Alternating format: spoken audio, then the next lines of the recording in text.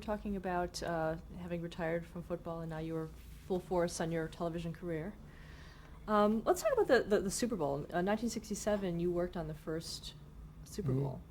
Yeah, I had done a couple of games during 1967 season, but I had worked on like the pregame show, and I was doing broadcasts of local games. And when the Super Bowl came around, CBS had the rights to it, so I became part of the CBS broadcast team. As I should remember, I guess, but Ray Scott was the lead announcer of the Green Bay Packers. He had broadcast the Green Bay Packers games for many years. I knew him quite well. I had worked with him on telecasts, so he and I were very comfortable together. And so when Bill McPhail made all the assignments, or Jack Dolph, I forget, all the names run together, he put me in on the coverage to do the color and also to do the on-field coverage, which I did. And it was, nobody at that point could get to Vince Lombardi, because he was not only a tough guy to deal with, that he was terribly nervous before a game, and so it was very difficult. One of my major accomplishments, and one of the reasons I think they assigned me to do it, was that he was a good friend of mine, and having played for him with the Giants before he went to Green Bay, and we had a good personal relationship. And so he did agree for that game that I could do just before the kickoff interview, which was unheard of. And he said he would do it, so it was going to be very special. And the thing that was very special about that game, it was a dual cast, NBC also, because it was sort of a decision by the commissioner not to give it all. This was all post-merger of the NFL and the AFL, and they awarded the first Super Bowl to both CBS and NBC. And so it was really a game within a game, and who was going to get the best ratings, and so we were looking for all kinds of things. And I suggested, and when Bill McPhail said we should do an interview with Lombardi, I said, why don't we do it right before the game? Because I know he won't do it, for NBC. And so that became a game within a game, and I wound up doing the interview. And Paul Chrisman was their color guy, the NBC, and when Vince and I had already prearranged him, he would come back out onto the field, and I would meet him about the 30-yard line as they came running out in the LA Coliseum. And I'd get a quick word from him, and then we'd go up, I'd throw it back to the booth, and we'd kick it off. So some funny things happened. First of all, they're babbling up in the booth, and it was Ray Scott, and I think Jack Whitaker was in on that telecast too. We used every tool we had. And they're babbling away up in the booth, and all of a sudden here come the Packers back out onto the field, and so I can hear them in my program interrupt, my IFB, and I know they're going to throw it down to me in a moment. So Vince Lombardi comes trotting out with the team. He looks over and sees me, and he goes like this, and I went like that. And so I really literally ran onto the field with the microphone and said, Vince, and we were on the air yet, Vince, you got to do this. I said, we've been promoting it. I can't. And I said, Vince, and I got him literally by the neck. And so all of a sudden, Ray's going, now we'll get down to the field. Frank Gifford with head coach Vince Lombardi. So he comes down to the field, and I got a statement from him, and I look out of the corner of my eye. Look at Paul Chrisman. He's from NBC. He's racing across the field, sticking his mic in. And it was one of those, like I said, it was a game within a game. We wound up with an enormous rating, though, much better than they did. So that we won our little war within the war, if you will. And, of course, we were all great friends. And I think Kurt Gowdy was calling the game for NBC, and Jack Chrisman was doing the color. We had Ray Scott, and I was doing the color, and I think Summerall was working on the game too. It was a zoo, as most Super Bowls are, and even though they become the largest, I guess, single audience producing element of television. Did it have the cachet that it did? That first one, did you know it was going to be as big? No, I don't think anyone ever thought the Super Bowl would ever amount to what it turned out to amount to. It's my understanding, that's where they spent weeks trying to come up for a name with it, the Clash of the Titans or something, you know. And finally, they just gave up. Somebody said, "Well, you know, it's a Super Bowl. And, you know what kind of name can we get?" And somebody, you know, I think it might have been Tex Schramm, the Dallas Cowboys, who was a dear friend of Pete Rozelle's, and they finally said, "We'll call this first one the Super Bowl, and then we'll figure it out later." You know, and I don't think and the first Super Bowl, I think there were like 30,000 people in the L.A. Coliseum, which holds 100. It was not a big deal. And when you think of it today, I mean, it's a national holiday and it's beamed around the world, and I guess the largest single, like I said, has the largest single audience there is for any event. You broadcast a lot of them over the years. Over the years, I mean, I'm not prepared to tell you how many because I don't really recall, but I did several for them, for CBS, and then we lost it for a gap for a while because in 1969, I was playing golf with Vince Lombardi, Roone Arledge. Funny, I put the two together, Vince Lombardi and Roone Arledge. Well, that's pretty good. And actually, it was the spring of 1970, and he was a dear friend of mine, even though he was ABC, and I admired so much what he did and the way he did sports, and we were very close, and even though I was working for CBS. And he had talked to me several times about possibly coming to ABC. And he told me that he had pretty much made a deal to get NFL for prime time. And I said, I think that's absolutely fantastic. And he asked me if I could get away from CBS. And I told him I had one more year on my contract that I couldn't do it. I said, nothing more than I would love to do it. I remember we were playing at Wingfoot, and he said, well, I said, who else are you considering?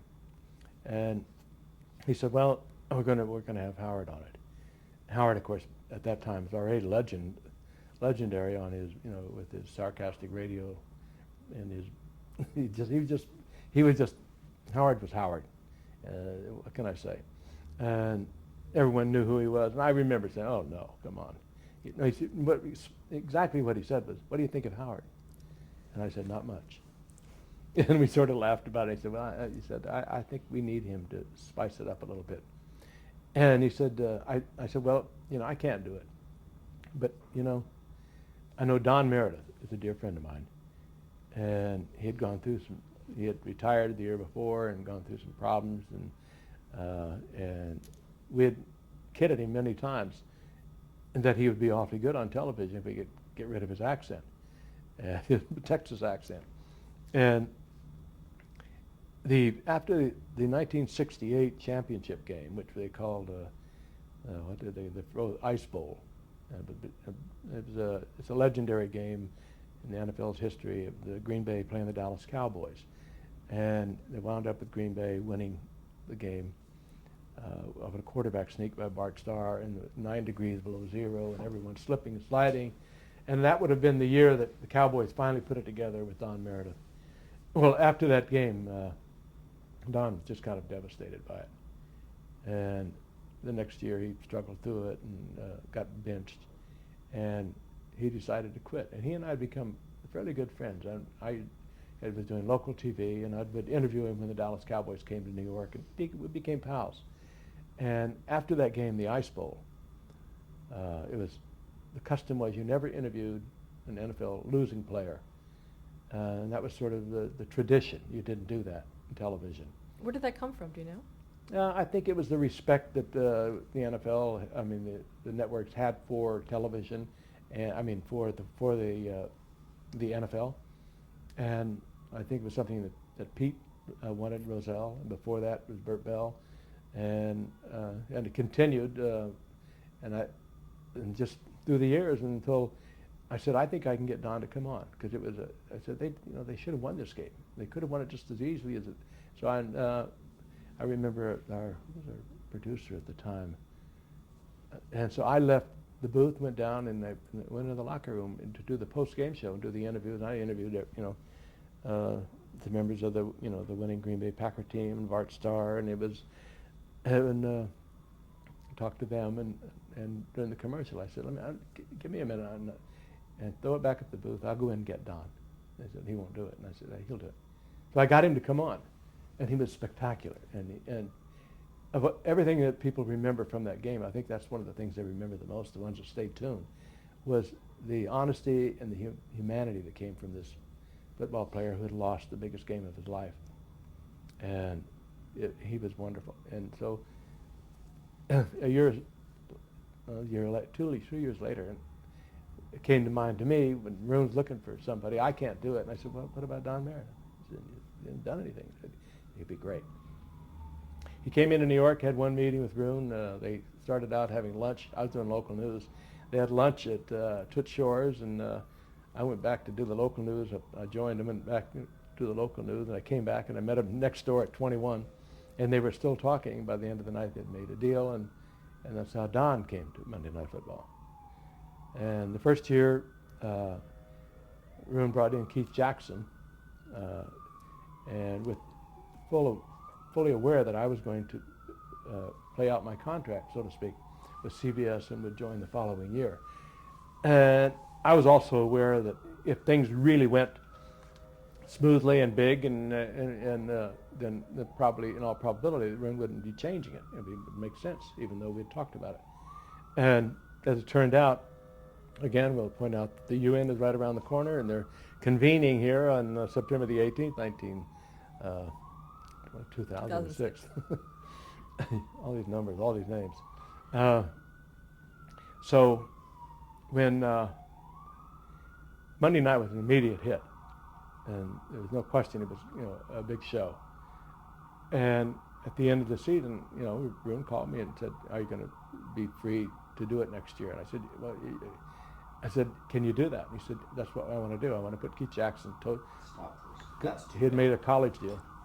To change the frame or something. Oh, we're okay. Okay, you ready? Yeah. So Roon told me that he wanted to put Keith Jackson on college football, and that would be, he would be totally exclusive to that.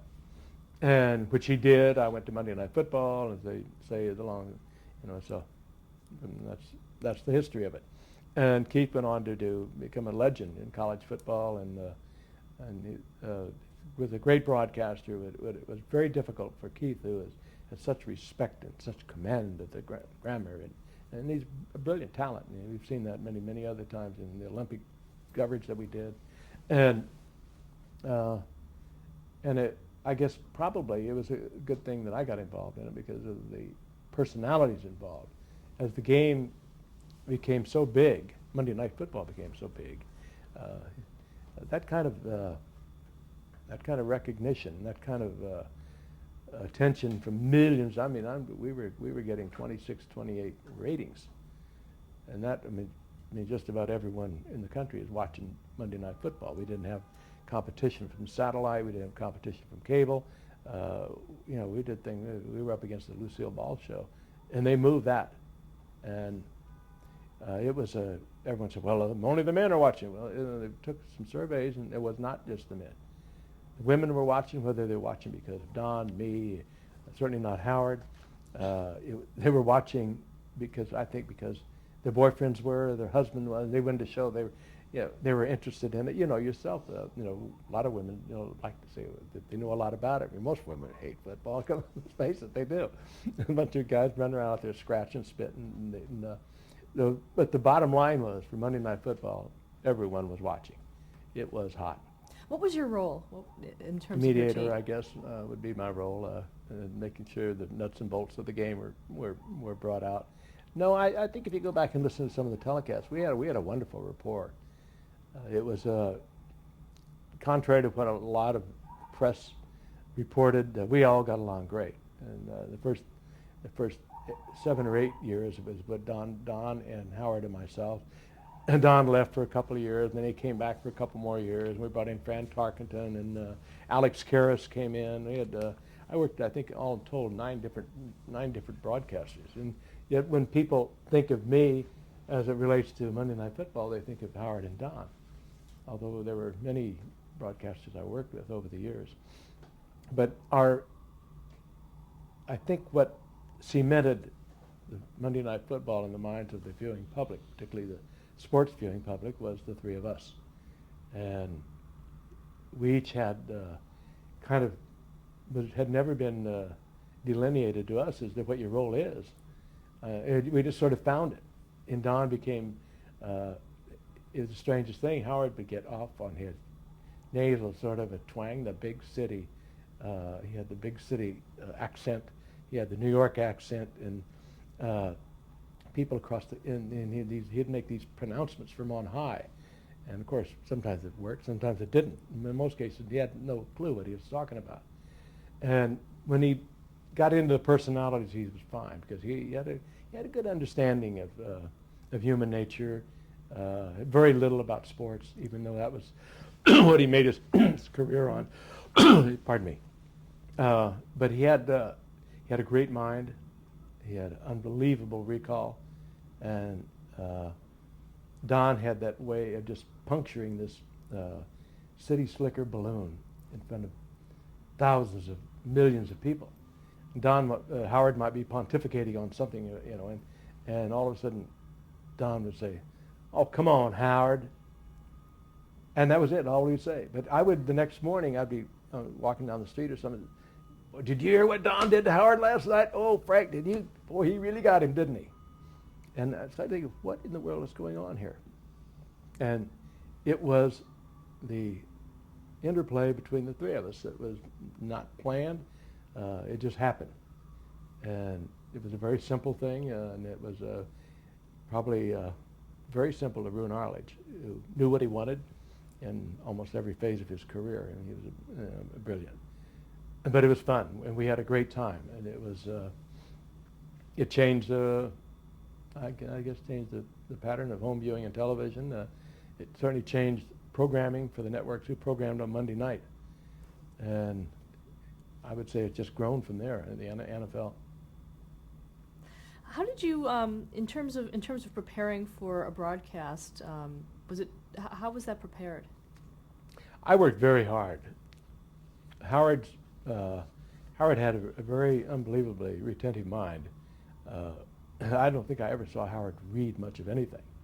I spent, starting on a Tuesday morning after a Monday night game, I started preparing for the next game, and preparing my own spotting board. I had a spotter, and we had a statistician in the booth, and we didn't get that until about the third or fourth year. But I spent, and Don, I kidded him a lot. Don is still, my dearest friend. He's my son's godfather, and contrary to what a lot of people think, Don has got a great mind, and he's fun to be around. He's got a great sense of humor. He's just an extraordinary, all-around person that I was really blessed in my life just to have known. And we still have a wonderful relationship. But he didn't think he needed to, and he's probably right. He didn't put much work into it. Here comes some more, the UN cops, I guess. But you want to stop for a while, let this happen, go, are you all right?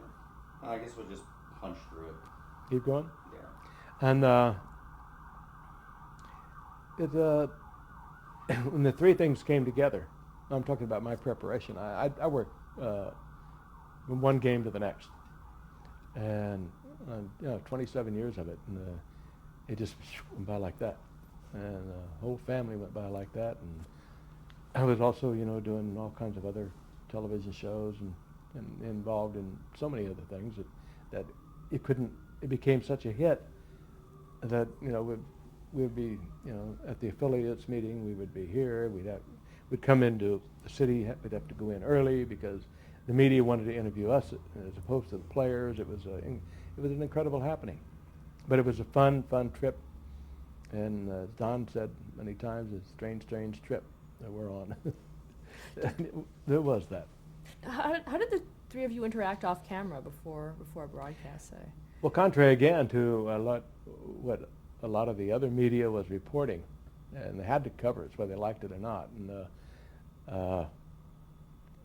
to the traditionalists at the time, I think they thought we were sacrilegious in the way we did the game. And today, I think it would have been very popular, like was almost like a Saturday Night Live sort of a telecast of a football game. And the traditionalists in sports reporting, they didn't like it at all. And, they savaged poor Howard Cosell. And, of course, he took it for a while. And it really affected him, really hurt him. And then he turned he turned like a snarling cat. And he started taking on the media himself. And he realized he had a bigger platform than they did. And he would name them by name, and they'd never been used to that. And I think, in Don's case, he didn't read it anyway, so he didn't care what they said or what they thought. I sort of read it and dismissed it and spent a lot of time with Rune and looked at the ratings. We were very popular, and that was what we were there to do. And we weren't abusing football. I wouldn't have liked that. And that was one of the things that I really I made sure we didn't. How hands-on was Rune Arledge on Sorry? Monday Night? How hands-on was Rune Arledge on Monday Night Football? Well, in the first couple of years, Rune Arledge was in the truck for every telecast. But I honestly don't remember him once ever saying, do this or do that. He produced the first Super Bowl we did. I can't quite recall the year that was. But that was later in, like 10 years later before we got the Super Bowl. In one of the contract negotiations, he negotiated in doing the Super Bowl on every third year. But he's a hands-on producer, as he was in the Olympics. He was just not sit behind the desk kind of a boss. He was that's how he grew up in television. He was very creative. He realized perhaps more than anyone, and particularly at that time, how important it was for the audience to understand the individual and put some heart into the telecast. Who these people really were. What were they thinking when they? And this applied as much to the Olympics as it did to pro football.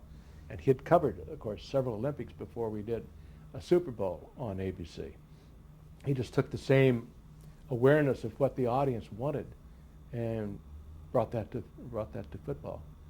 But the Olympics, his coverage of the Olympics changed forever how sports will be covered, and the up close and personal, not just watching some athlete jump over a bar or pole vault 16 feet. What was the makeup of this athlete? Why did they do that? How did they get that? How did they get that way? And Jim McKay was brilliant at it, and we had some wonderful writers. Jim was a great writer himself. But people walked away from a telecast of an Olympics or Rune Arledge Wide World of Sports segment, me doing Evel Knievel or something like that. They would know who these people were, because we just didn't show the event. We talked about the people involved in it. Did you have that same type of thing going on for Monday Night Football? That's what we did, more than anyway that it had ever been done. And most of the telecasts, even I'd worked on in the early years of my broadcasting football, I mean, it's just straightforward. 4th and 2, Brown with the ball. We'll be back right for this. And it changed dramatically with Monday night. We talked about Brown. Where Brown from? And Don would say something. Well, he just got a divorce. Poor kid. How can he be out there playing like that? Run around out there like that? And I said, well, he's just been struggling through a lot of personal affairs. And by the time the night's over, this player. And not negative things so much, but and sometimes they were. But most of the time, it was something about the individual that made him special enough to be out there on the field. And I think the audience, well, I know they did. Maybe it was a subtle sort of acceptance of it, but it separated it from all the other telecasts I'd been involved in.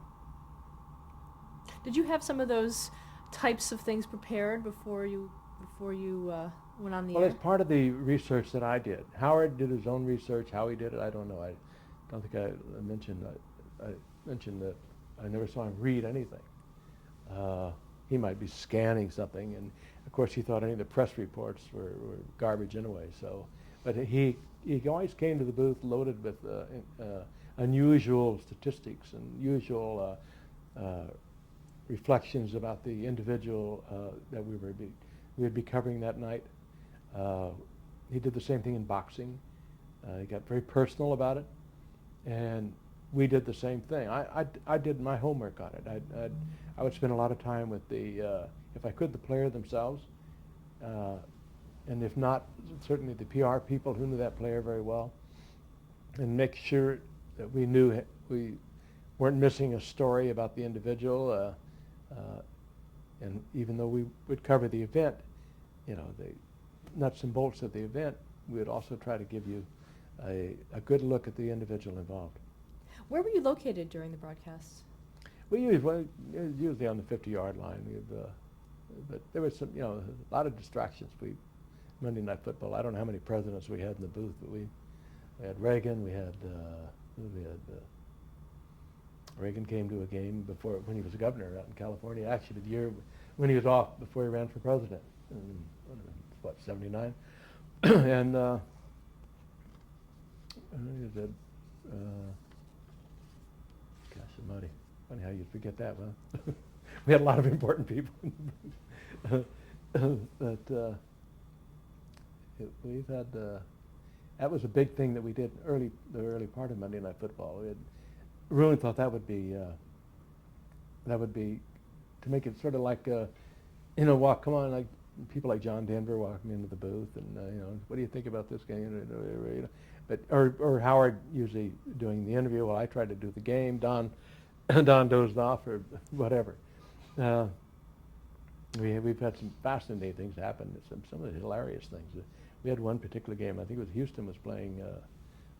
Who were they? They were beating up some. I think it was the 49ers, but I'm not sure because it's such a blur. I mean, there were over 700 games that I did, counting the preseason and all that. But one particular game I remember that, and it was kind of why I understood why Don was there, because it was really a dull game. We knew we could just hear the home sets clicking off because it was like 30-0 in the middle of the third quarter, and Howard was abusing the coaches and the players, or how could they perform in front of me this way, Gifford? Almost to that extent. Meanwhile, Don, we were late in the game, he just kind of dozed off, and I'm basically doing the telecast, nudging Howard back into the conversation, trying to hold these listeners that I know are just, and viewers that are just, turning it off by the thousands.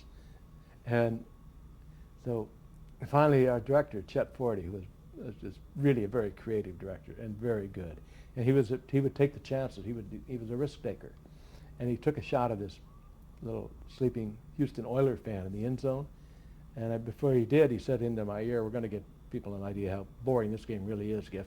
And so boom, he popped up, he's a little sleeping Oiler fan like this. So I'm saying into the microphone, well, obviously this isn't the most attractive game we've had on the lineup this year, as you can see from this. And as I'm halfway through my commentary on a little Oiler fan awakened and realized that he was on camera, and he chose that moment to give all of America half the peace sign. So I realized that night what we were all there for. Howard was totally, I mean, he was speechless. Meredith happened to see it. He said, "How about that, Howard? They still think they're number one." And things like that happened all the time.